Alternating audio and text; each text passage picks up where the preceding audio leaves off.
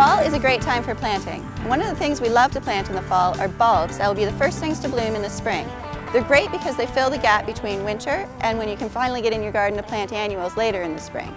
Things like daffodils, tulips, crocus, hyacinths are the common ones that we all anticipate waiting for after the winter months. Planting fall bulbs is also a really cost-effective way of adding color and impact to the garden. They're available in so many different colors, varieties, and sizes that you can buy masses of them and put them in the garden in a really effective way. When you're planting your bulbs and choosing your bulbs, you want to make sure that you're choosing really firm, strong bulbs to put in the garden. In this case, I've already dug my hole, which makes it actually really easy. A lot of people get hung up on the actual planting of the bulbs, thinking it's going to be really time-consuming. But when you excavate the area that you're going to be planting prior to planting, it's just a matter of placing the bulbs right into the hole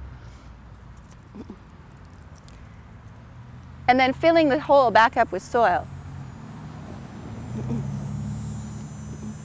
When you're planting your bulbs, the planting depth should be 2 to 3 times the height of the bulb itself. So in this case, the bulb is about 1.5 inches, 2 inches tall. So we'd want to be planting at 4 to 6 inches in the ground.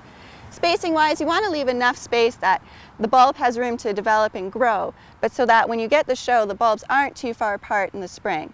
You want to be planting for mass show. So when you're planting your bulbs, larger bulbs need to be planted in at least groups of 5, ideally about 10.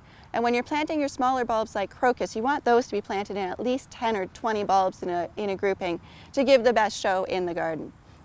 Once you've done your planting and you've filled your soil back in, you can add a product like Bulb Booster, which is a fertilizer.